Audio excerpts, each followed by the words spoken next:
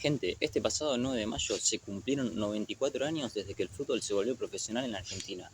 Y es que hasta antes del 9 de mayo de 1931 el fútbol fue amateur en nuestro país.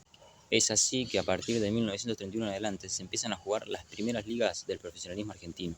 Sin embargo, eso no significa que antes ya se jugaba aquí en Argentina este deporte en la era amateur, con diferentes ligas y diferentes clubes que iban surgiendo a partir del auge que tuvo el fútbol en 1900 en adelante.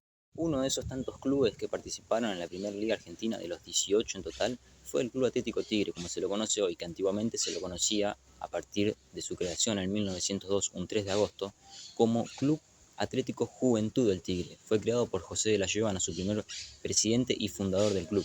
José de la Giovana decide en 1910 comprar unos terrenos en la localidad de Rincón de Milver, en Tigre, entre el río Reconquista y lo que antiguamente se conocía como la avenida Rocha. Allí Tigre iba a tener su primera cancha y donde hacer de local hasta el año 1934, que después se muda a Victoria. Ya en Victoria y con un nuevo estadio mucho más remodelado y lindo que el anterior, Tigre comienza a jugar la era profesional de manera local en el partido de San Fernando y abandonando los orígenes en Rincón de Milver, su lugar de nacimiento. Pero ¿por qué Tigre decide mudarse hasta el partido de San Fernando Victoria, alejándose de su principio natal en Rincón de Milver?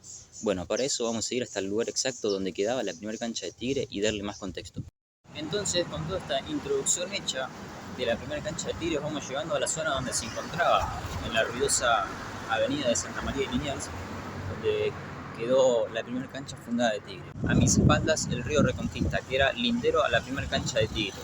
Pero entonces, ¿por qué Tigre abandona este lugar? Bueno, en primera instancia, como ya vimos, al haber ríos cercanos, en la zona de Tigre actualmente sigue habiendo problemas de inundación. Cuando crece la marea, se inunda las calles por completo.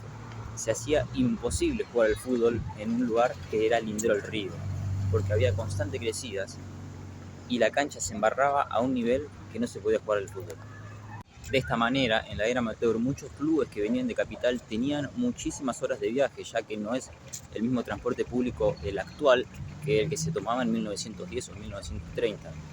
Todas estas quejas recibidas acrecentan la idea de su nuevo presidente Bourdieu de vender esta antigua cancha al partido de San Fernando, a la municipalidad, y con esos fondos reinvertirlos en la nueva cancha que es actualmente la de Tigre, el estadio que lleva el nombre de José de la Giovana, su fundador. Qué irónico que el fundador que compró los primeros terrenos de la cancha de Tigre lleve su nombre en la cancha nueva, que fue fundada por Bourdieu y no por José de la Giovana.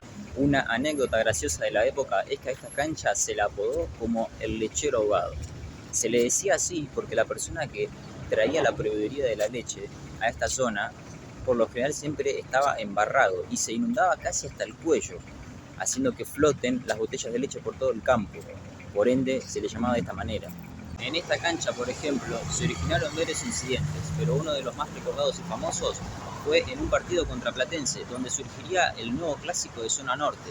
Allí los jugadores de Tigre se enfrentaron contra los jugadores de Platense y los hinchas que estaban al costado en las tribunas entraron a agredir tanto árbitros como jugadores rivales. Desde ahí es que nace una gran rivalidad entre ambos clubes. Y donde el Club Atlético Tigre supo consolidarse de local, actualmente hoy es un hotel.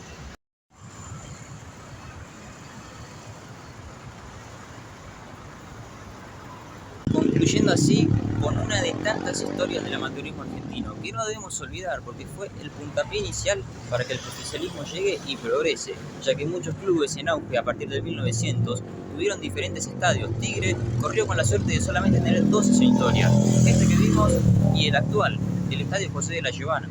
Concluimos así este video con el repaso histórico por la primera cancha de Tigre. Espero que les haya gustado y les haya servido de información. En un futuro vamos a hablar de un club que tuvo una historia similar en sus comienzos, el Club Colón de Santa Fe.